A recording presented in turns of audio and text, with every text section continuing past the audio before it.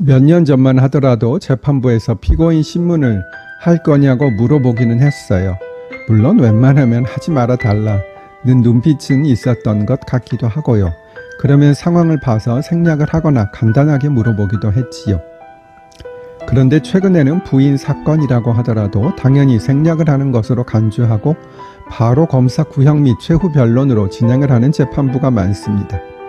신문 여부를 물어보지도 않는 재판부와 의견 진술을 위해 어정쩡하게 서 있는 검사를 두고 피고인 신문을 한다고 외치기는 힘들겠지요.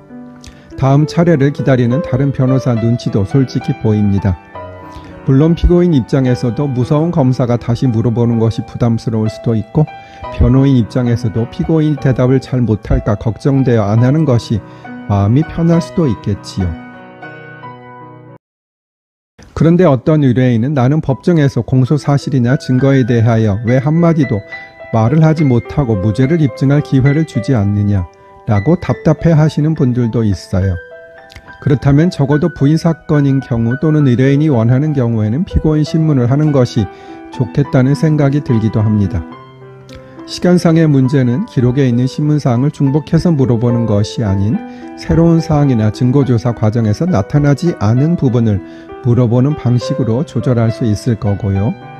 변호인으로서는 증거조사 결과와 반대되는 피고인의 유리한 증거와 이에 대한 견해를 물어야 하고요. 아무리 최후 진술 때 시간을 많이 준다고 하여도 법정에서 혼자 말하는 것과 변호인이 물어보는 내용에 대해 생각을 하면서 답을 하는 것은 분명한 차이가 있겠지요. 피고인 신문에 관한 서울지방변호사 회보 기사 설명드리고 있어요.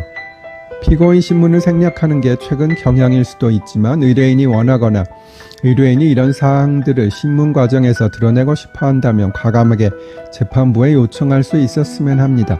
그리고 동료 변호사들도 이를 조금씩 양해해 주시는 것도 필요할 것 같습니다. 저부터 한번 용기를 내어 보겠습니다. 재판장님, 저는 피고인 신문을 하겠습니다. 라고 말입니다. 여기까지는 기사의 설명이었고요. 사실은 지난주에 형사재판에서 다음 기일에 피고인 신문을 하겠다고 말씀드렸더니 재판장께서 변호인 의견서로 적어내면 되는 것이 아니냐고 좋게 말씀해 주셨는데 그래도 좀 아쉽기는 했습니다. 다음 쇼츠에서는 피고인 신문을 안 했다고 파기환송된 대법원 판결 설명드릴게요. 변호인이 피고인에 대한 신문 의사를 나타냈음에도 재판부가 이를 진행하지 않은 채 판결을 내릴 경우 절차 위반이 있다는 대법원 판결이 있어요.